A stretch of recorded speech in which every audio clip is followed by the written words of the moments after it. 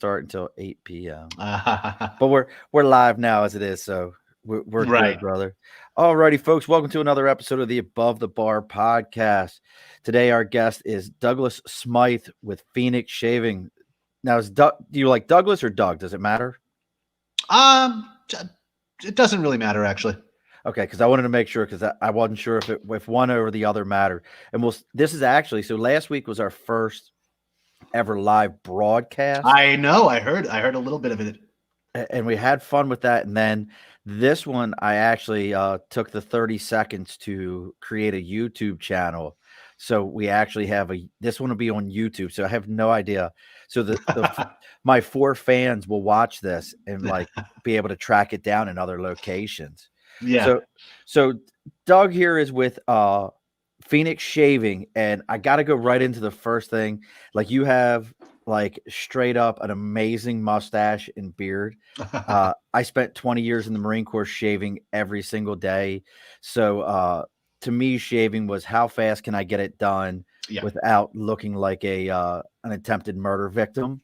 Right. So you say it right away. I took this right from your stuff here. We are shaving wrong. What are we doing wrong, brother? Well, I know it's funny that I have a beard, right? And I own a shaving company. But honestly, I own a male grooming company, and we cover it all. This is my COVID beard, though, and my hair. I haven't been to the barber since March. I'm on I'm protesting. This is my form of protest. So until the plague is gone, I'm just gonna keep growing my hair out. That's awesome. Yeah, I mean it's punk rock. But what I mean by that is we've been sold a bill of goods, so to speak, when it comes to shaving. In fact, the whole beard craze going on right now is direct. I think it's a direct result of being sold inferior products for far too long. And by inferior products, I'm talking about the multi-blade cartridge razors. Men hate shaving. We really hate shaving. We grew up hate shaving because that's the only thing we have on offer until lately. The last 15 years have been really great for this revival of traditional wet shaving. And I'm not talking about straight razors. However, that is part of it. And those are just as awesome. But I'm talking about the safety razor, the return to the safety razor. And hold on, what's the difference between a safety razor and a Bic and all the other stuff? What's the difference? A safety razor doesn't use multi-blade cartridges. A safety razor uses one blade, uses a double-edged blade. Okay. So it's a single blade. That's the key right there to a great shave. And the reason why we don't like shaving is because we use multi-blades. The multi-blade cartridge was never invented with your skin care in mind. The only reason why it was invented is because Gillette was running out of its patents in the early 70s for the double-edged blades. So they needed something new, and they came up with something new. And they went from overnight, they went from being a multi-million-dollar company to a multi-billion-dollar company with the invention of cartridge razors and multi-blade razors. However, with that invention came things like razor burn, razor bumps, ingrown hairs. These are things that we didn't talk about before the early 70s. They just didn't exist. And so with this, they also created products to treat those things with. So they created the problem and solution. We've seen this before. So it's really it's about money at the end of the day. It was about their shareholders. It was never about the quality of the shave or our skin care. So that's what I mean when I say safety razor. It was funny when I was reading up on you and on all your stuff here. My grandfather owned an old school barbershop in Baltimore where I grew up at. My cousin actually has the picture. And we're talking old school. Like it's got the cups on the back wall that each individual person had their own deal. The whole 9 yards here. So, like, is that what we're talking here? Because, like, I looked through folks, I'm going to tell you, at a minimum, go on to Doug's website and check out everything that's on there. Like the T-shirt he's wearing right now is a lid from one of his shaving products, and even that stuff, it's got like a steampunk throwback 50s alien invasion vibe.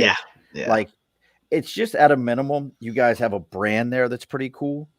Thank you. So I got to give you that. But so if I'm doing it wrong, so I should be using like a single blade and all that. Like, should I just go see my barber and let him do it? Well, I mean, if you want to truly experience wet shave done right, yeah, go to the barber first, and after you get out of the barber, you'll be, we call it face-turbation. You'll be rubbing your skin all day, being like, "Oh my god, I cannot believe how close the shave is," and you don't have to shave for a couple days after a barbershop shave if it's done right. It's a And masturbation. That is, face-turbation, uh, please don't masturbate in public, folks. yeah. Masturbating in public will get you arrested. Possibly. But yeah, once you experience that, I'm here to say that you can recreate that on your own with a safety razor. And a safety razor, I'm not only is sorry. it, I'm just thinking of this masturbation. Does your nose run after you masturbate? yeah, I'm that's sorry. funny. Yeah. Okay, Yeah, so you have go to ahead. sneeze Yeah, all of a sudden. But yes, so gee, that was a good one. I got um, more. You know. like that's so great. Like I'm sorry that I'm gonna go off. It's just I'm thinking of somebody because they always say when you sneeze, it's like a full body orgasm.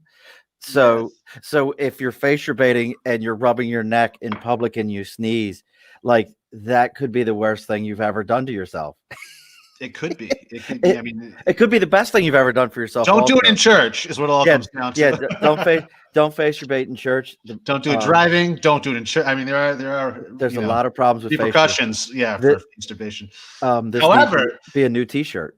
it could, yeah, right. It can lead to a better shave. So that said, what you would need is a safety razor, as I've described, and you know, face turbation. Safety razors of old. Now you got me on this track. But I'm sorry. safety razors of no, it's all good. Safety razors of old. You'll see them popping up on eBay too. And they shave just as well today as they did when they came off the assembly line 75 years ago.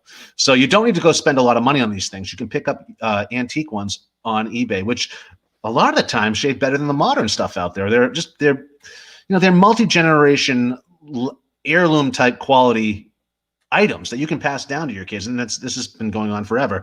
So if that tells you anything about the quality that goes into a safety razor versus a plastic cartridge razor or a multi-blade one size fits all razor, see, that's the problem right there. Is they're built one size fits all, these multi-blade razors, whereas a safety razor, for the first time in your life, you can customize the shave to fit your unique face, skin type, and whisker type. There's hundreds of different safety razors out there to choose from. There's thousands of different blade brands to choose from, and they all shave differently. And there's different soaps, there's different brushes you can use, so you can really fine tune and dial that shave in, and finally get the shave you deserve, without the bumps, the burn, and the ingrown hairs. Now we've got a couple of viewers here. Like, folks, we went from 11 down to 2, probably popping in and out. If you have questions, please type them out. I can read them. I actually figured out and got that thing working right, so we can all figure out what we're doing wrong here. Now you started into this whole like male grooming, suave action when you were 8 years old.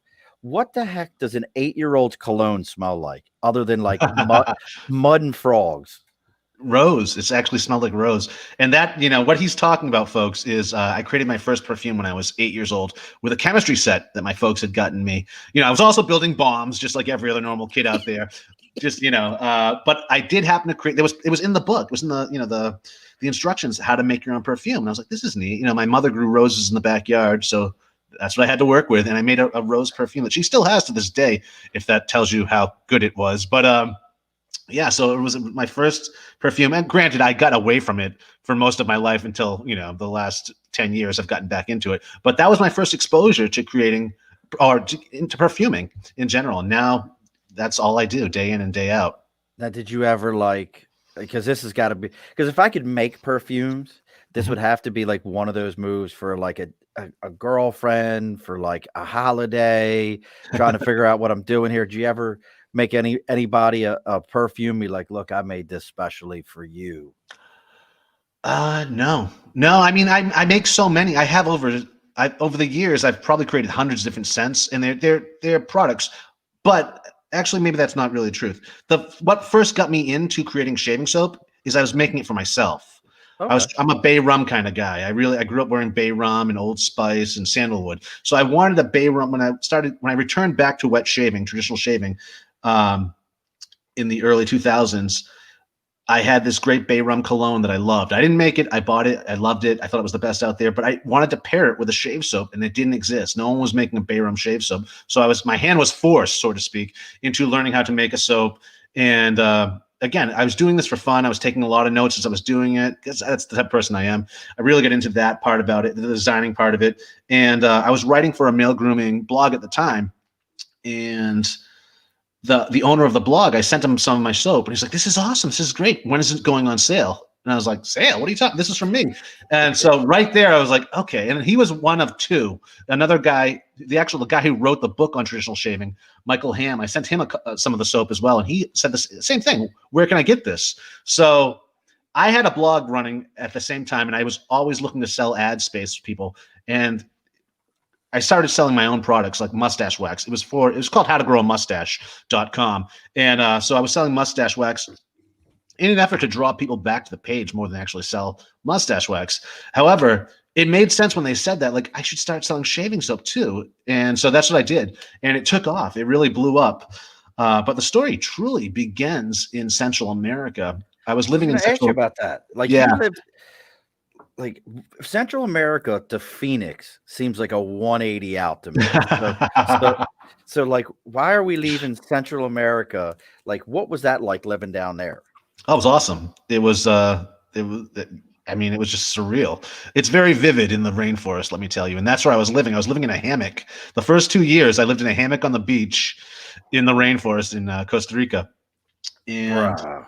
well, I know. While I was down there, I was surfing too. But while I was down there, I was getting bit by sand fleas day in and day out. They'd show up for probably about an hour, like in between the hours of 5 p.m. and 6 p.m., right as the sun was setting. And there was nothing I could do to repel them or to treat them with. There was no like afterbite type solution. So I needed to create my own afterbite solution. And that's what I did. Through different essential oils and different chemicals that were available to me down there, I concocted this solution that I would apply to the bites after the fact, and it would stop them from itching, and therefore stop me from scratching them. And it worked so well that I had locals and even other tourists down there knocking on my tent flap trying to get some.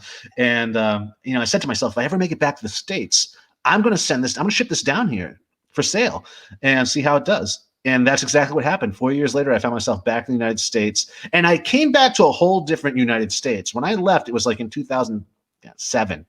Oh, 2008. okay. And so when I came back to this Etsy world where people were making products in their houses and selling it online. Like that didn't exist before. You could come up with a million ideas, but there was no real outlet for it. And now I saw this and I was like, oh, I actually could do what I was talking about doing jokingly down there, and I did it. And I also came up with another product to pair with that called Stink No Moss. So the product, the itch solution, the anti-itch solution, I called Itch No Moss, and the emergency insect repellent / deodorant I called Stink No Moss. And it came in a tube about the size of chapstick that, if you're a traveler, it was great, carrying deodorant on you like that, you put it on, but as you sweat, it would release essential oils into the air that would actually repel these bugs. That ended up doing better than the Itch No Moss. They were both successful down there. However, I was losing money on shipping. So I was like, I need to kind of redirect where my audience is. And that's when I started focusing on the US with our deodorants and our mustache waxes and so on and so forth. And eventually we got into the wet shaving world, and it kind of blew up from there. But for a long time, our bread and butter was mustache wax. Now everyone and their mother makes that, so not so much anymore. But yeah, that's pretty much where it started, was just swinging in a hammock in Central America and just trying to solve a problem.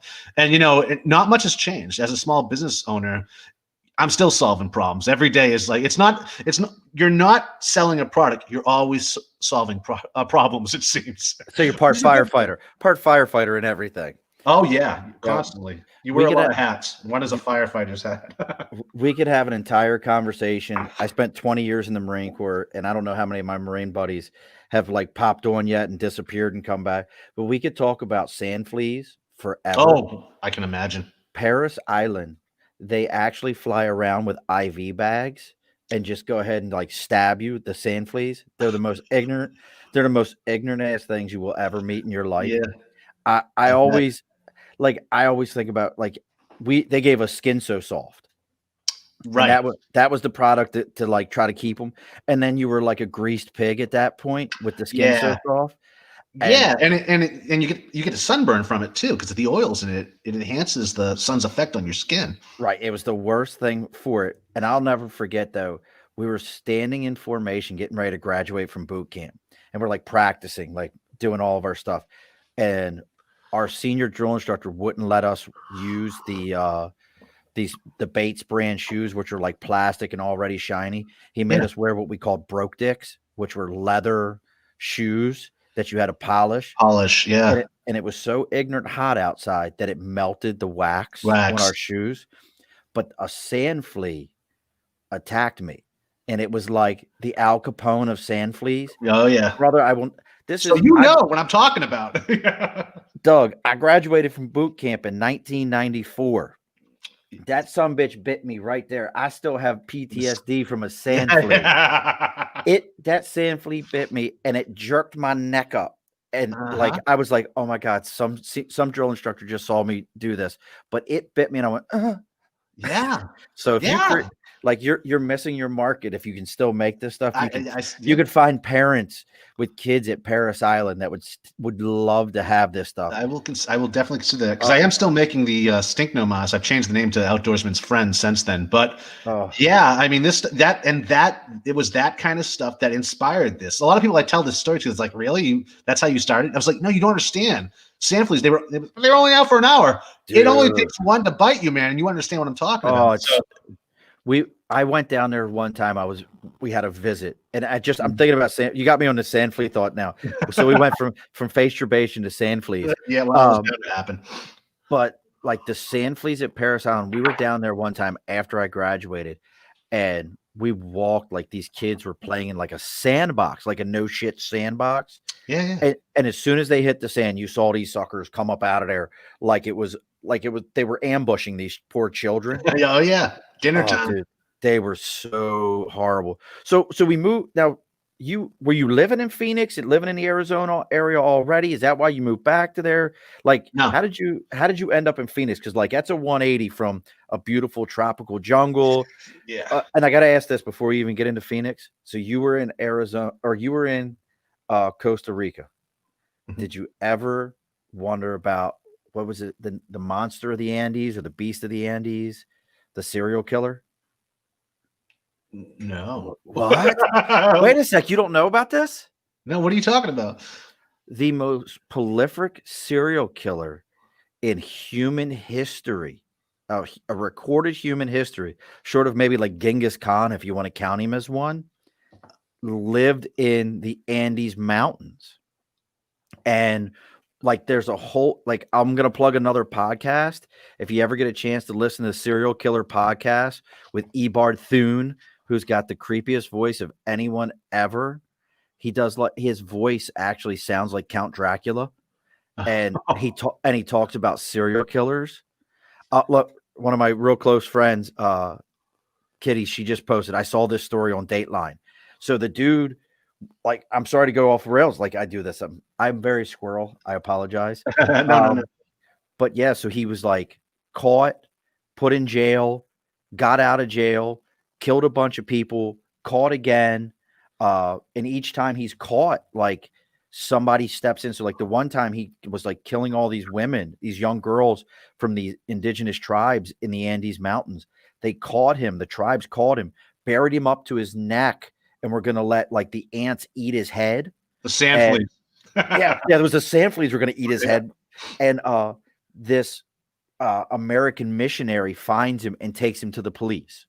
Right. So they try him, and it keeps going back and forth. But down there, the longest that you can spend in jail for murder is 16 years. Oh, that's interesting. So he's like in all these different countries where like Argentina and Costa Rica, and is it Colombia that meets up right there? Whatever. Okay, so, well, Costa Rica's in Central America. Yeah. The Yankees are in Peru, so that's South America. So are you saying he was coming up to Central America also? Well, he was in the Andes Mountains. So I thought the Costa Rica touched the Andes. No. Costa Rica is in Central America. It's right above South America. See, I'm not good with geography either. Oh, it's okay. I'm like every other American. If it Yeah. ain't in my neighborhood, what the hell do I give a shit? I know So that's we'll move actually on to another story. a big joke down there with everyone traveling through from around the world is like whenever they talk about gringos, which are is us, the North Americans. It's like, oh, you guys don't know your geography at all, because we'll walk into a bar, they'll say, "Where are you from?" America. They'll be like, "This is America. Right, We're right. all Americans." It's like, oh, North America. And if you're in Mexico, they're like, or if you're in Canada, we're in North Americans too. So you can't Right. get it right, is what it all comes down to. Oh, look, I live in New York. Yeah.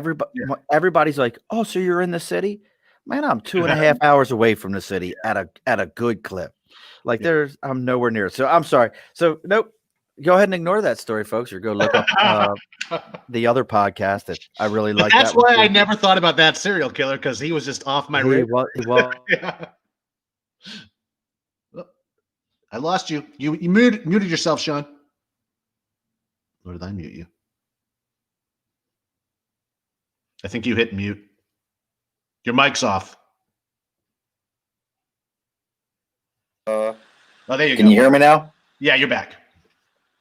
You can hear me, but I can't hear you. Oh. Son of a gun. What is going on here? Can you hear me? We lost. It's on my end. It's not on your end, I don't think.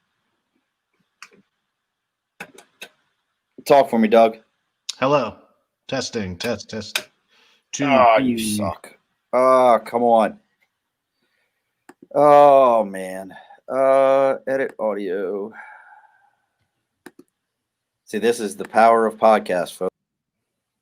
Hey, it's my show. Can you guys, is anyone out there? And if so, can you hear me? Just comment if you can. I don't know what's going on here. Stay with me, folks. I promise you, I'm trying to fix this. I feel like you just muted me. There we go. You can hear me now, can't you? Yep. Can you hear me? Yep. So okay. I fixed it. So there's like 1 minute of me screaming, "Don't go anywhere. Stay with me." But everybody else hear us both, and I'm sitting here on my end going, "I don't hear shit." It's just I was doing my best lip reading. So go ahead. So tell me about, and I didn't mean to derail with my other story. So how did we get to Phoenix, Arizona? Okay. Well, so I'm originally from Massachusetts, and I was living out in Western Mass before I left for Central America. When I got back to Massachusetts, I was there. I started the business there, actually, in a spare bedroom in my apartment, if you can believe that. And now we have our own facility and lab and, 6 employees, but in a matter of 8 years. But we started there, and my girlfriend / business partner, she was on the phone one day with her dad, who lives in Arizona, and it was a blizzard going on outside, which is a great motivator for such decisions. And so I was in the living room, because that's where we were working out of, doing fulfillment. And she pops her head and she's like, because we were thinking about maybe moving out west, like New Mexico. There's a lot of great facilities, just areas out there that would work for us, artisan communities for what, related to what we were doing and really resonated with us. So she had me mention this to him while talking to him one day on the phone. And he was like, I own a couple houses in Arizona. You guys could stay at one of those and just use it as a landing pad, really, to check out other places in New Mexico or wherever, but you'd be closer to where you want to be. And so she just leaned in and she said, "Hey, do you want to move to Arizona?" And I just looked outside the window and went back to her and said, "Yes." And she's like, "Do you want to think about this at all?" I was like, "No." And that's how I ended up in Central America too. I make rash decisions like that. And that's how it happened. But while here, I fell in love with the area. I didn't know anybody, so it forced me to just focus on what I was doing, and that's always good. And that's what I've been doing here we've been here for about 6 years now, and it's been awesome. All I do is work. See, now I hear the Massachusetts accent as soon as you said as soon as you said here. Yeah. But it'll come out every now and then. Give me 2 beers, you'll hear it even more. Now you talk about the weather and you're talking about being out there. I'm in Albany. I just changed the spark plug in my snowblower. Smart. And prep it because we got like some big crazy storm coming to the East Coast. Yeah. So if the girlfriend's dad has another crash pad, we'll be on our way. Yeah. We'll be on our way out there to do that. Now, you've been in Forbes also. Like, what was that phone call like? Plus, like, That was like this. That was online, the interview like this. So yeah. like, did that feel like I made it? Like, I'm in Forbes right now. Honestly, no. I mean, everything with our business happens so fast and it moves so fast. We went from working into, in our apartment in Massachusetts out of a spare bedroom to moving here, working out of a garage we converted. And within not even 8 months, probably 6 months of working out of that garage, we were renting a facility that was 3,200 square feet and hiring our first employee to now owning our own facility and lab. Wow. And yeah, so I mean, it's just we just work our tails off. We work our asses off at what we do. In fact, I should mention this since I haven't yet. Folks, check us out at phoenixshaving.com. That's our online store. But, and I also, I created different podcasts and different media around this niche of traditional shaving and male grooming that really just kind of, again, resonated with folks that it hadn't in the past. One of our shows that we do is called I'd Lather Be Shaving. And if you're like me, it's you enjoy car talk or shows like that where it might be about a subject that you don't really have much interest in, but it's just highly entertaining, so you listen to it anyways. I'd Lather Be Shaving is a lot like that. You may not be interested in hearing us talk about shaving or the history of shaving or any of that stuff, but we try to keep it really interesting, and we have. I think we've succeeded in that regard. So please check that out, folks. If you want to be entertained about something different that you haven't thought about before, like shaving, check out I'dlatherbeshaving.com. It's a morning shave show. It's a coffee show. We try to keep the shows relatively short, between 15 or half an hour long. But I mean, we just run through it all, and it's a lot of fun. It's kind of goofy. It's like Wayne's World meets Car Talk meets American Pickers somewhere at Woodstock on acid. I mean, it can be kind of surreal, but it's definitely a fun show. And Woodstock's right down the road. Woodstock's right down the road from me. Right. I love Woodstock, New York. I dated a girl from where's she from? She was from where's Snow Valley? That's up there. That's damn it. I don't know where really anything is. All I know is when I go down there is because that's where the garlic festival is. Oh yeah. They have like a huge garlic festival. And speaking of festivals, you've got a shaving festival. Oh yeah, that's another thing too. This year would have been the 6th year of doing the Big Shave West, which originally started as the Big Shave West. Our first 3 years of the conference / festival was in California, in right outside of Los Angeles in California, and then we moved it over to the East Coast for 1 year to Fort Lauderdale, Florida, and then the last 2 years, or would have been 2 years, this April, we finally started throwing it in our own backyard in Phoenix, and calling it the Big Shave West. So it was the Big Shave West, Big Shave East, then Big Shave West, and we invite everyone that's in the industry to talk. We have just different lecturers going on and different panel discussions. We have all different artists and shave soap makers or razor makers or anyone in the industry is there, and we make it a whole week-long event. I mean, the actual event is 1 day, and it's free. We do free admission too. Excuse me. But I try to make it fun. Now that I'm doing it in my own backyard, so to speak, I make fun. I know people are going to be showing up days earlier. So I put together different events. I do a tombstone trip. I get guys signing up. We rent a bus, head down to Tombstone. I give the tour. Yeah, I love that place. Cool. I know, as an East Coaster, like when I first moved here, I was like, going to Tombstone. And I've been there like 23 times already. It's kind of like Disney World for men. And so I know the history. I know a lot of the history, and I got it pretty well. So I do the tour guide thing down there. I actually get tour guide discounts. They actually think I'm a tour guide in Tombstone. And I didn't mean it. I was joking around when I was like, yeah, I'm throwing a tour here. Can I get a discount? And they went with it. So I was like, oh, I guess I'll just fake it until I make it.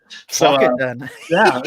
So I do that. We also do like Superstition Mountain Tour another day. We do a cigar night. We just have all these different events around our main event, and it's awesome. In fact, if you can make it out whenever we can do another one, wow, it's so much fun. And we got some big names in there too. We also have one of the History Channel's show, one of the guys from the History Channel show, Legends of the Superstition Mountain. We get him down there to tell stories around the fire at the hotel one night as well. So I mean, it's really a cool. It's awesome. And again, it's all circles around traditional shaving, which I mean, it is a bonding experience to say the least. And you never would think of it to be. I don't know if I should mention this, but my wife just sent me a message. I love his mustache. I don't know if I should repeat that or not, but it's oh well, it's already out there. Oh, that So must be April. Yeah. yes, that April is my wife. So she said I love his mustache. Thank you. Now with all these, like, we're talking about all these different things. Is like electric razor the most taboo thing in the world? Do you like look? Is it like the AI of shaving? Like, no, like the evil robots are taking over. Honestly, I mean, the electric razor was invented back in the 30s by Schick. That was like he invented the Schick razor, which is still available today. Well, the blades are, oddly enough, the razor isn't, but you can find aftermarket razors. But his whole goal was to invent the electric razor. He thought that was going to be a big hit, and it was. But for me and my experiences with electric razors, they don't give you a good shave, and they pull the hair out of your face. So I mean, I've only tried them a couple times growing up. My dad had one, and What is with our dads and electric razors? My old man was all about the electric razor. Well, it was tech. It was big technology at the time. You know, they were early adopters of this tech that everyone was using. Like it was like you want to use the latest and greatest thing. We're still doing that in the shave world, and that's what I'm saying. That's why people are growing beards because they were buying the wrong products, wrong tool for the job. At the end of the day, you know, you're going to use a butter knife or you're going to use a screwdriver to attack that screw with. You're going to use a screwdriver, but they're selling us butter knives. So, and I think it was just new technology. And you see this with Gillette selling the heated razor now and everything else. Now it's got 18 blades. They're always trying to sex up and sell it. And it's just like, and the vibrating razor, that's not new. They were inventing vibrating razors back 100 years ago that you would wind up and it would vibrate. And, you know, so it's just, they're still relying on these old marketing tricks. I guess that goes back to face. Yeah, there is a tie-in. There's a parallel for sure. There's no doubt about it. That's all I'm good for. But, yeah, so that's what I'm really. I want people to know there's another way, and you're really just everyone needs to buy a safety razor and just hang with it for a week. And once you try it, you'll never go back. I promise you. The initial investment is super cheap as well. Where cartridge razors cost what, 4 blades for $25, you can get 100 DE blades for between $9 and $15. It's way better. Well, yeah. let's see if my wife's still listening, because I know for a fact, sitting upstairs, and I don't know if she threw it away or not, we had in a Ziploc bag a safety razor with all the attachments that she bought at like a Goodwill or something like that, that she thought she was going to sell online and we were going to be able to retire off of, because she finds all these things. No. If she's still listening to the show, I wonder if she could find it for us and bring it down. I'll know if I hear the door open and I get cussed at in a moment. Well, she just sent the message. I still have bring it downstairs if you can find it. Yeah, the problem with antiques nowadays is since we're online and everyone's so connected, prices have dropped considerably. Back in the day, you know, we couldn't connect with other collectors, so you were going to pay top dollar. Nowadays, it's so diluted the collecting part aspect of it that you're not going to make anything. It's ridiculous. I have I collect antiques as well, and stuff that was worth thousands back in the day is now just worth hundreds. It's look, I'm a comic book guy. I have a room. When we finished our basement, I had a special room put in for that's half of my hunting stuff and half of my comic book collection. And look, this whole basement is manland. Yeah. And it's manland and not that way, but it's manland. Yeah. But like we had the 4 walls are cedar, the whole 9 yards to protect my comics. So I understand the whole collecting thing. Well, that's the thing. That's the thing. So you're the perfect candidate for getting into the hobby of safety razor collecting, because that's what really translated for me. Because being a collector of coins, comic books, stamps growing up, and still in antiques especially, this really like sealed the deal. Because not only was it an antique, it had form, but also function. I could still use it, and you don't typically. Here we go. Hold on. My partner's bringing this to me. Do you want to say hi to Mr. Doug? Come here. I'm going for look. Say hi to Mr. Doug. Hi, Mr. Doug. What's your name? He said, "What's your name?" Here, flip Daddy's stuff. Put your ear next to Daddy's ear. He said, "What's your name?" What's your name? My name's Douglas. What's your name? Lucas. Hey, Lucas. What'd you bring me? I like the shirt. He likes your shirt. No, down, much. They're pajamas. That's right. Oh, pajamas, right? Is that a red cardinal? Is that a cardinal? No. Who's on your jammies? Who is that? Oh, it's a What- Cowboy title, another let the later, and got go Lucas. That's the PJ Masks. Oh, very cool. I haven't heard. That's because you don't have kids. Listen Yeah. to me, Doug. Once you have children, you're going to realize that there's this is the God's honest truth, and any of the other parents that are out there listening, the minute you have children, you are no longer I cool. know. You're Oh, cool. yeah. See, that's your cool factor is gone. Oh yeah, that's why I never plan on having children. Like because you start using words like poopy. Oh yeah, yeah. And you start talking at a different tone. Oh, it kills all the great comedians. Once they have kids, they're like, Yeah, it's like a whole nother I animal. know. Mm. Yeah. Don't say that. Don't say that. Why not? What shouldn't we say? You say you need to go potty all the time. I do say I need to go potty all the time. Do you need to say That gets you worse need with to age. go potty all the time? He wants to know, Mr. Doug, do you say you need to go potty all the time? Honestly, I do use the word potty with my dog. I have a husky. I'm not a husky. I have a Malamute. I have a 100-pound Malamute, and I do say, "Hey, you need to go potty." We do talk like that, so I can kind of relate. Do you hold your nose for water? Do you hold your nose underwater? He's taking No. over the freaking interview. Yeah, I don't hold my nose. I don't need to. Mr. Doug doesn't need to hold his nose underwater. Yeah. Oh, can I try some? Oh, his other brother just came by and has Cheez-Its, so he's now more interested. Are you done? Give me my. Are you done? Love you. Goodbye. So now that my show has been completely hijacked by a 3-year-old, Was bound to happen. but yeah, so let's see what my wife has in her kit.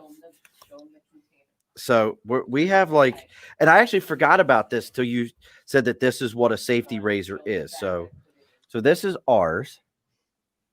Now, Oh if yeah, you Gillette. look, you looked at it and said it's a Gillette. It's a like Gillette Speed.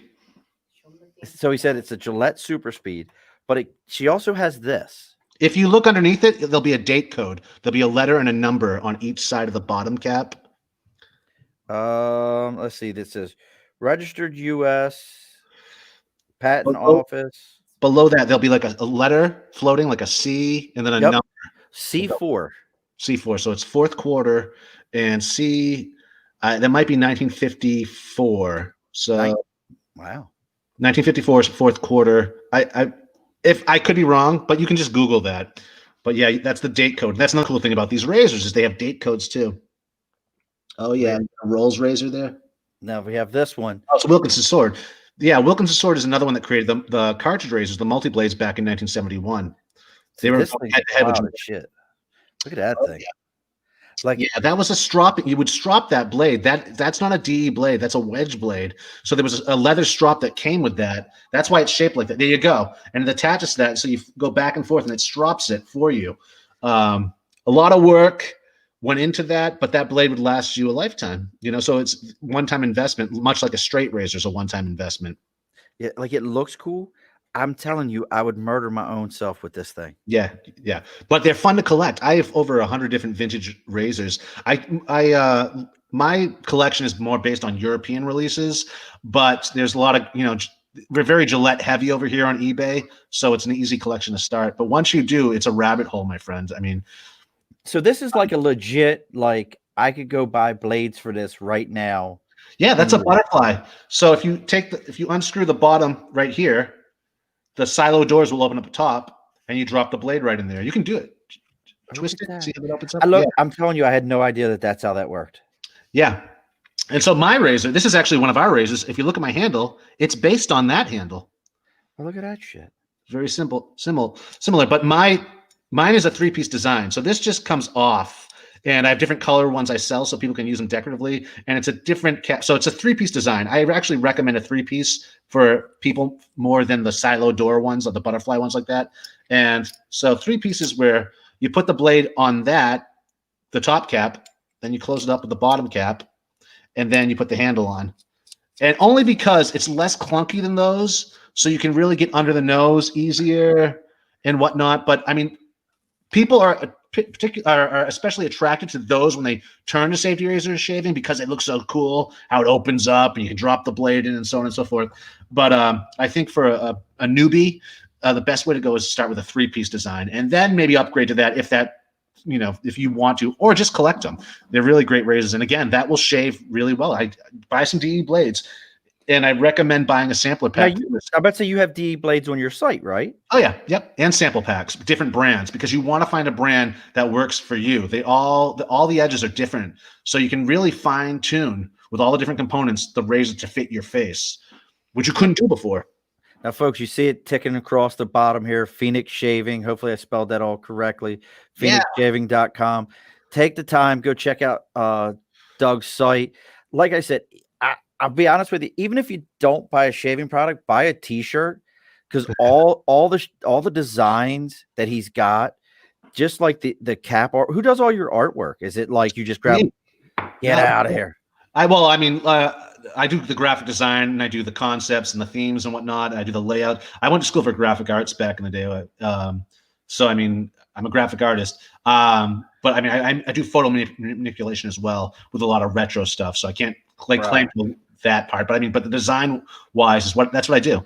I mean, a lot of our boxes and whatnot, like these are all my designs, all types of funky stuff.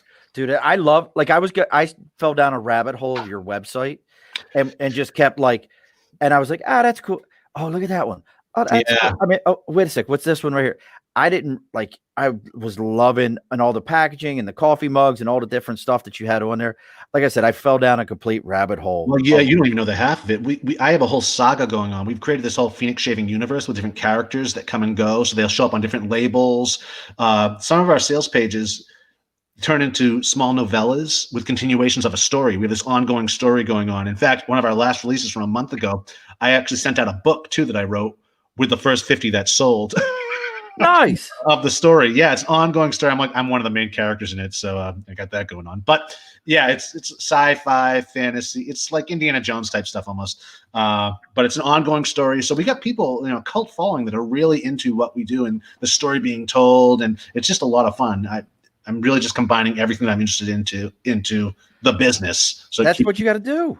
That's exactly that's the secret. Bro, that's what this is. Like somebody asked me the other day, well, what's your show about? Anything I find interesting. Mm-hmm. It's pop culture, it's current events, but it's really just things I've had people on from. I actually, and she might see this later. She has Rogue Preparation. She lives out there in Arizona, and she's a prepper. She was my first ever guest that I had on. Oh, okay. And she's a prepper out in Arizona with her. We all are out in Arizona. Right. Well, I've got family in Scottsdale and Tempe. I think they're in Tempe. I think. I know. All I know is it's right near me. So I'm there's. If you were to see how tall I am, it's a running joke on that side of the family. I am the shortest person, male or female, on my father's side of the family. I'm 5'8". The shortest woman after me is like 5'10". We have some that are 6'2". Isn't that funny? Yeah, so they all live out that way. But yeah, now my closest Arizona experience when we were talking about Westerns, again, one of my favorite Westerns, I spent a lot of time in Yuma. Oh, yeah. 310 to Yuma. Yuma, yeah, it's classic. Classic, right? The original and the remake, they're both classics. I love the remake. I really do love the remake. Yeah. Now, all these different things, we're talking about razors. I know you don't like the Harrys and all those guys that are around because that's bad. That's dirty words. I mean, like a lot of guys, another reason why they grow the beards is we think we have sensitive skin. Every 9 out of 10 guys, whenever I speak anywhere, ask how many people think they have sensitive skin. Hands go up all around the room. Oh, yeah. That's just from using this. We've been inadvertently damaging our skin by using these cartridge razors for such a long time that we have convinced ourselves we have sensitive skin. And that actually hangs with you when you hop over to safety razors. I get questions all the time. Do you have anything for sensitive skin? And I have to reconvince them. You don't have sensitive skin. You were doing it to yourself using the wrong gear. Let your skin heal. Let equilibrium come back. And you will understand what I'm talking about. But our skin's a lot tougher and resilient than what we think. A lot of guys don't have sensitive skin. I think they do, thanks to Harry's or the Dollar Shave Club and all these other things. I saw Marines that got kicked out of the Marine Corps because of shaving. Infections from ingrown hairs and stuff like that. They would get razor bump along their neck, and then they couldn't shave, and they would have what we called a no shave chit. So they couldn't shave their necks. Yeah. And you have to be able to shave your neck so that so your gas mask fits onto your face. Yeah. So they would get kicked out of the Marine Corps because they couldn't shave. So if I'm hearing you right, this is the kind of thing that could possibly have just fixed that problem for them. It could.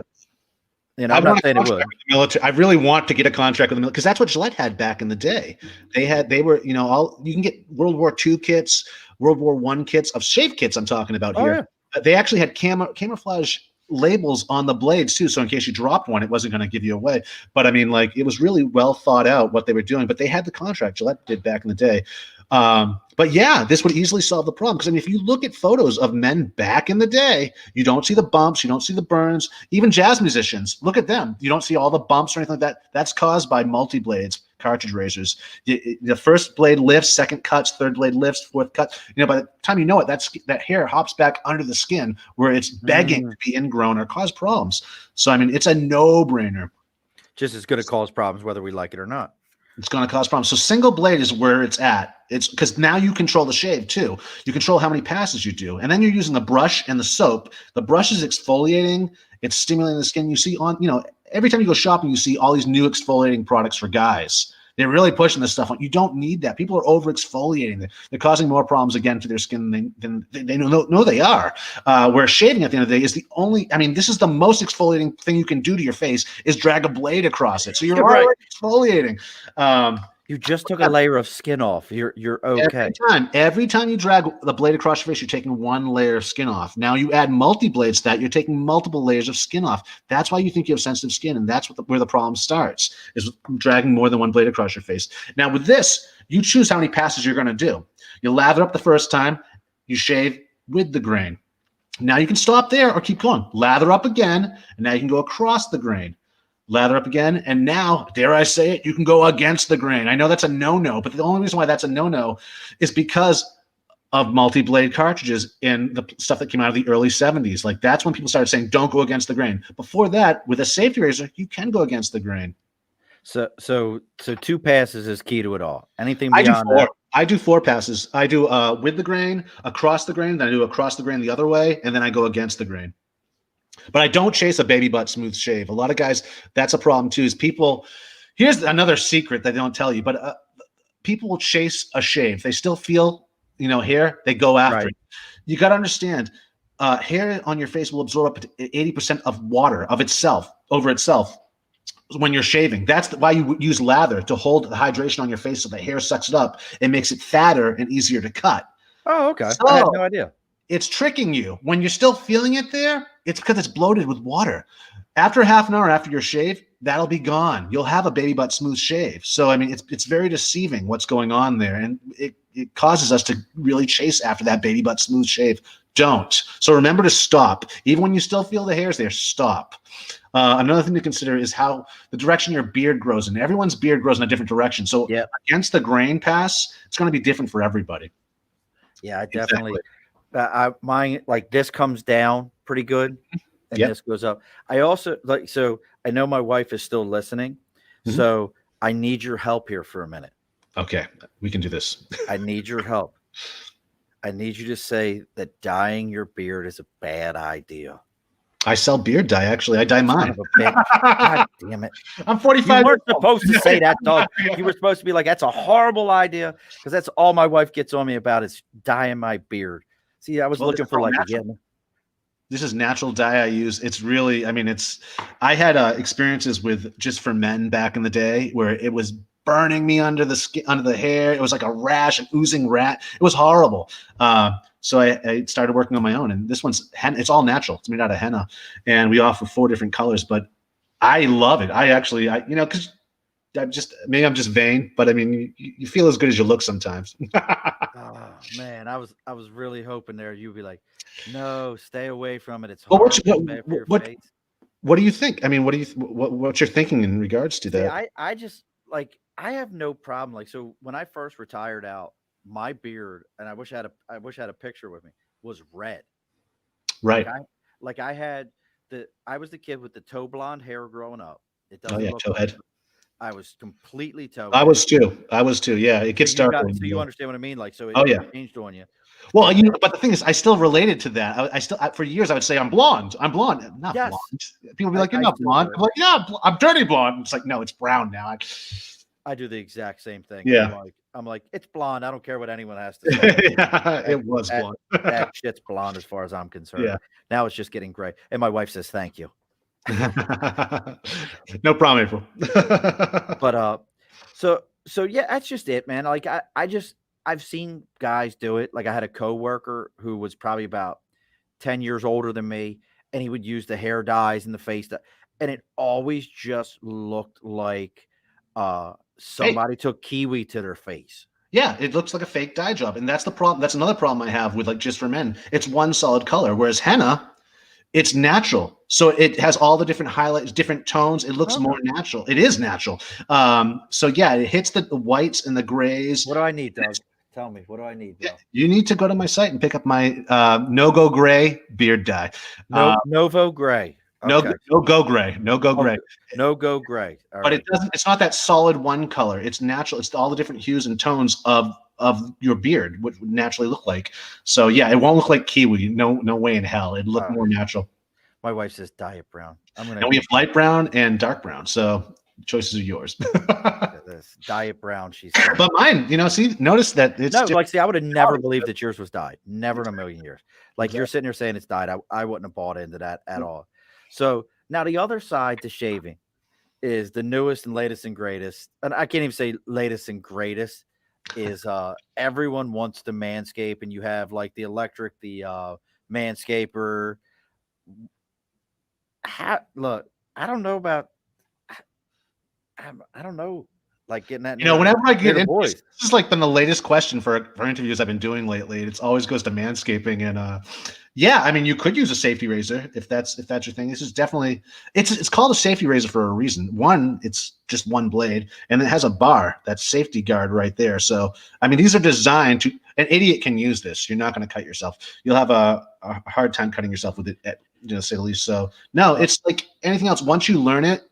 It's old hat, and you can use it anywhere. People shave their heads with these things as well, all over the place. But yeah, you could use it. In theory. My niece just said henna dye is the best. She knows. Look, everybody's coming at me. I don't care. Sorry, man. It's okay to be gray. Yeah. Oh man, no go gray. So we talked about these kits and everything, and I know you have all the stuff on your site. If somebody was going to go and use on your legs and they said, hey, I'm going to go back to the traditional safety razor, wet shave like this. What's their starting point? Where do we kick this off at? Like, oh, yeah. Okay. You need well, here we go. You need a shave brush. Doug, I don't know if it sounds on your end or my end. How do I sound to you? You sound good. What the heck is going on? I'm just. Do I sound weird?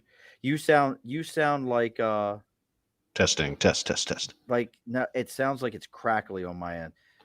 One of my wife or my niece can tell me how Doug sounds, and then I'll know if it's just the way it's coming through my mic. Testing 2 3 8 1 6. See, you sound crackly on my end, but one of them will let me know here in a second. Let me try something. And unmute, mute. Test right now. Test. I don't know why it's going out. Who knows? Well, hopefully it didn't come into the audio, and if it does, oh well. Okay, April says my wife said we both sound great, so we'll just go with it. I don't. April, you can use it on your legs. You can definitely use a safety razor. I recommend it, and you won't have to shave as many days. You can go days in between shaving it. It'll shave so well and so close. So, yeah, lots of women. One thing I recommend for a safety razor for women is a longer handle. But yeah, I mean, I know plenty of women that use it. I know women that use straight razors on their legs as well. So. I think that's a glowing endorsement. But what you would need to start with is a puck of soap, shave soap, which we sell, good old-fashioned solid soap, not the goo in the can stuff. Why we call this wet shaving is because we're using a wet brush and soap. A lot of times when I ask guys, do you wet shave? They immediately go, yes, but they're thinking because they use water, that's what I'm talking about. No, it's not. So you need a brush, you need a soap puck, And it's not, again, it's a traditional puck of soap. There's no propellants in it. There's no anything in it that doesn't need to be there, that shouldn't be on your face. And yeah, that's all you need: the shave soap, the brush, and then the razor, the safety razor. And you're going to need a pack of blades for this too. And blades are real, again, they're pennies when compared to cartridge razors. Oh yeah, like what'd you say it was $8-9 for 25 of them, or what was that? For 100, you can. Oh god, $9 to $15, depending on which brand you hang with. I recommend getting a sampler pack first and finding which one works best for your face. And you can use the blade probably like 5 times. You get 5 shaves out of it before you toss it. I recommend tossing it after 3. You always want to use a sharp blade, and that's another thing with the cartridge razors. For years, they're so expensive that we would overuse the blades. We'd shave with one cartridge for a month when I was in college. absolutely. Yeah, and then and it's all diseased looking, and you finally toss it. No, these are so cheap. You can finally give yourself the shave your face deserves. So that's it. And then go to howtowetshave.com. It's a video I did, but howtowetshave.com. And I break it all down for you, and I demonstrate how to do it. And you can contact me anytime through my site, phoenixshaving.com. I'm always happy to help. This is my passion. I can talk about this stuff till the cows come home. But that's where you need to start. And, so you put a little water on top of the soap, let it sit for a little bit, about 5 minutes while you're in the shower. I like to take a shower first to soften all the hairs. And then you just whip up the lather, or it's called loading the brush, where you're not whipping up lather. I need to correct that. You're loading the brush with soap, and then you build the lather on your face and add water as needed to build it up. Or you could build it in a bowl, a shaving bowl, whip up the lather, and then you apply it. And that's when the first pass comes in. But I mean, it's that easy. And once you get going with this, you're going to realize this is a better shave. Not only that, is it's soothing, especially when you start creating hot lather. We sell Scuttles, which is a bowl that's double jacketed. It has a vessel underneath it that you fill up with hot water, and then there's a top bowl, and you make the lather in that, and it keeps it hot for the entire shave, the lather. Yeah. I also make brush scuttles too, which is like a cup with another bowl underneath. You fill up with hot water, and in between passes, you put your brush in there. So when you re-lather, it's still hot. So, I mean, it's just a whole other world. A lot of guys compare this to green tea ceremony. They find it very meditative. It's timing themselves in the morning for, however long it takes, but It's super soothing. It feels great. And again, after the fact, you're face debating. See that, I think face debating is one of the greatest times ever. If you don't make it a T-shirt, maybe I should. I'm working. All my stuff's on TeePublic, so I rely upon them because I have one of my longest friends that I've known Pat now 30 years, has made my designs for me. Oh, cool. We have our new. We do, and I'll plug myself for a minute. We do have our new T-shirt out, which is we always end the show with "Be sure to push your stool in." So. We have our new "Be sure to push the stool in" shirt out. So, I mean, I was just kind of looking at your stuff, and I mean, really, I feel like and you kind of said it already. This is a lifestyle brand. Like, you've really created not just a, hey, look, you're shaving like an asshole. Let's do this the right way, like an adult.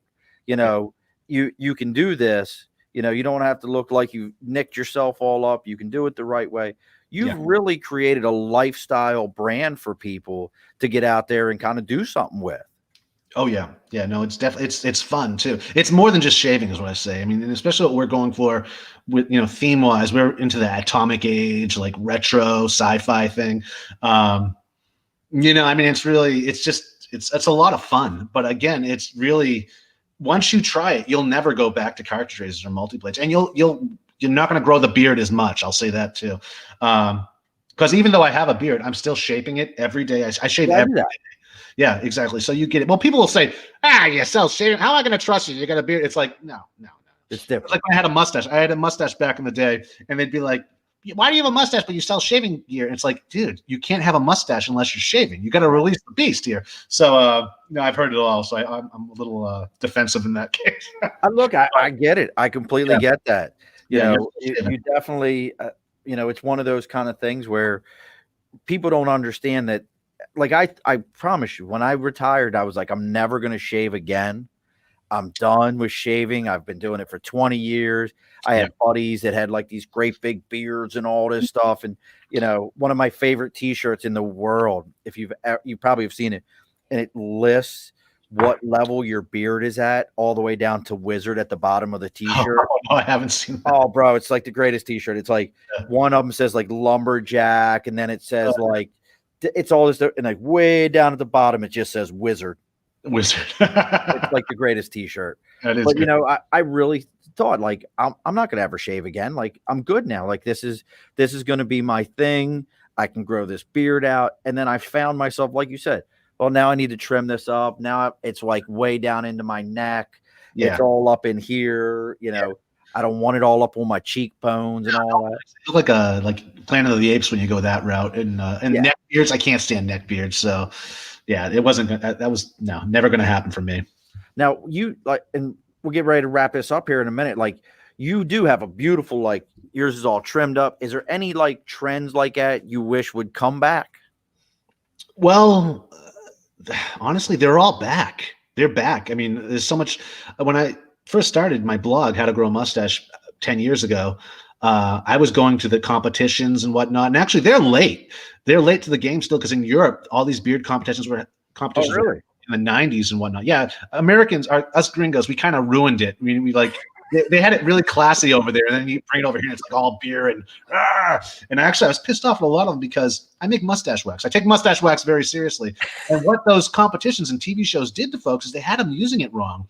I'd see guys walking on the street with like these insectoid like mustaches, like the you don't really do that. That's not how you wear mustache wax. But in a competition, when you want to catch the judges or the crowd's attention, you do that stuff. You do weird things. But it's not like an everyday wear with mustache wax. So there's a lot of things I had to correct, misconceptions I had to correct with our customers, because that's what they were trying to do. It's like, no, you're using. They wanted that pencil thin. What the hell was his name? Shit, from the Wacky Races and all that. He was always Snively. Smedley and Snively or whatever the hell. Perils of Pearl. But Perils of Pearl. See guys using beard oil wrong too. Like, they walk by you, they have this greasy beard, the sun's shining off of it. And it's like, no, man, use that at night before you go to bed. A couple hours while you're watching TV, still let it absorb before you hit the pillow. But yeah, it works like a leave-in conditioner all night. And the next day, if you're going to use something, use maybe a beard balm if you need to condition it. I use beard balm. Yeah, beard balm's good during the day. It doesn't glisten as much and look greasy and homeless. But beard oils, guys are overusing that stuff. You just need a little drop and comb that through and let it do its work at night. But they're products to sell. So a lot of people are making money off of these things that you don't necessarily need. Remember the 70s? Remember the 80s? Guys had glorious beards and mustaches. They were using special shampoo and conditioner. They were just using good old-fashioned shampoo and conditioner. I mean, so we tend to overdo it when products are there to be had. But I mean, simplify it. You don't overthink the male grooming process. I don't know if Mark's still listening. Mark and I went to high school together, and we had a teacher, Mr. Burns, that had, and I'm going to tell you right now, the thickest, most glorious beard you have ever seen. And I don't know if that man dyed it, but it was also the funniest thing because he was also a spittle talker. So he always had like that one droplet right there. And it was always winter. But we called him Chewbacca because listen, Doug, like his and it wasn't real long. It was like here. And it was like this big heavy duty beard. And that was his gig. And he used to, what was funny though, is he used to always talk about like the stigmas, because he used to always tell us he was the only guy that went to Woodstock in penny loafers. Because he was from that area, so he like walked down to it. But he also said that like he caught a lot of heat for having a beard in that time. Like just having a beard, you must be a damn hippie. Beatnik, beatnik, hippie, something like. He caught a lot of heat for that. Forestburg, that's where my ex-girlfriend was from. So that's right up there near Woodstock too. What city? Forestburg. Yeah, I don't know that one. Forestburg's up there because we used to go to Woodstock for the 4th of July ceremony every year and watch, the band play and all that jazz. But sorry to cut you off. But no, it looked great back then too. And if you watch, old shows and whatnot, so they don't look that much better nowadays, no matter what anyone's telling you. I mean, they're just trying to sell you something at the end of the day. But I mean, if you want a softer conditioned beard, it's really easy to get to. You can buy your own oils, make your own. It's even olive oil at night. The protein-based filaments will suck that right up and will condition it. So, I mean, it'll make it softer, more manageable. But you don't need to overthink it. You don't need to overdo it. Doug, this is so cool. I feel like I'm still not gonna. I don't know. You're not gonna We'll die. see. If you see an order come through for Albany, New York, and hopefully it was one of my listeners is ordering stuff. But don't be surprised if my wife somehow forces me to buy the. Now, what was it? No gray. No go gray. No go gray. Don't be surprised between my wife or my niece that one of them has forced me into attempting to dye it. I don't know, man. Like, will it bring my red back a little bit? I mean, We sell a red one too. Yeah, I'll bring it all the way. also there's individual colors for it. I have red, I have black, I have light brown, and I have dark brown currently. See, I just feel like I need to just like I gotta rub it once you even talk about dyeing it. I just feel like it needs a good rub at that point. Like I'm gonna facial base myself. This is so since I haven't shaved, this is like 70s facial basing. Yeah, right. 70s. Yeah. No. All right, brother. So look, if somebody wanted to find you, look, my wife says, please do. Get away from me. So, isn't there a child we have to put to bed somewhere? I know we have kids up there. Send one of them to bed. So where can we find everything at? PhoenixShaving.com is our flagship website. After that, I highly recommend checking out our show. I'd lather be shaving.com. You can also find my YouTube channel, DouglasSmytheChannel.com, where I give tips, tricks, and hacks when it comes to grooming and shaving and so on and so forth. And that's pretty much it. I mean, and then there's the Big Shave Southwest, Swest.com. So if you want to stay updated with that, you can sign up for the newsletter there. There won't be one out until, I know it's going to happen again, but yeah, because I mean, it is, as you mentioned, it's a whole lifestyle. It's a whole niche and it's a lot of fun. And once I'm warning you too, not only will this give you a better shave, it's also very addictive, and you're going to find yourself in shaving forums and groups talking about this stuff. And we do shave of the day photos where guys will have different brushes they use, the different razor they use that day. Shave of the day. And SOTD photos, and they post them in the forums and the groups, and it's something we're all doing, and it's great, because you can see what other people have. It's like the gun forums or anything else like that, I get it, yeah. So it's really, it'll suck you right in. So keep that in mind. But I don't know if I want to do that then, man. Like, that'll be sucked into shaving forums. I got too many hobbies as it is. Yeah, I know, man. I know, but I'm telling you, this one, like I'm telling you, it's awesome. Next, you'll never look back. We planted over 100 heads of garlic this year. I got too many hobbies, like just too much going on around this household. Brother, I truly appreciate it. Folks, if you enjoyed this, please go check out Doug's stuff. Go check out, as you see streaming across the bottom here, the PhoenixShave.com. I'd latherbeshaving.com. He's also got his video to show you how to do everything. Howtowetshave.com. I don't know. Yes. There's the YouTube, which is your name is the YouTube, right? DouglasSmytheChannel.com. But yeah, I highly recommend actually going to howtowetshave.com first, maybe, and that'll give you an introduction into what I'm talking about and more me. There you go, and more him. So if you would please enjoy this, folks. Now that's all of our stuff right there. I do have to fix this. We fixed our Instagram, so it's no longer with all these little dashes underneath of it. Did you lose me? I lost you. Did you lose me? Uh-oh. Oh no, Doug lost me. Oh, no, you're back. Okay, there we go. Hopefully everybody enjoyed this. We fixed our Instagram. It's just at the Above the Bar podcast for our Instagram. Our Twitter is at Above the Bar 4. You can email us at theabovethebarpodcast@gmail.com. If whatever device you're listening to this on, if you're one of the only people that went and found the YouTube channel, like it there, subscribe there, do us a favor, do all these kind of different things so that we can see how you enjoy all this. Look, my wife, we can do both for you. You're not shaving anything. You're not dyeing anything. I'm not leaving you with a razor. We do hope you enjoyed everything here, folks. Doug, what you got for us? Parting thoughts. Stop being a slave to the cartridge razor shave, my friends. Stop being a slave to the cartridge razor shave. And he has a hip hop album also, folks. Yeah. All righty, folks. Be sure to push your stool in.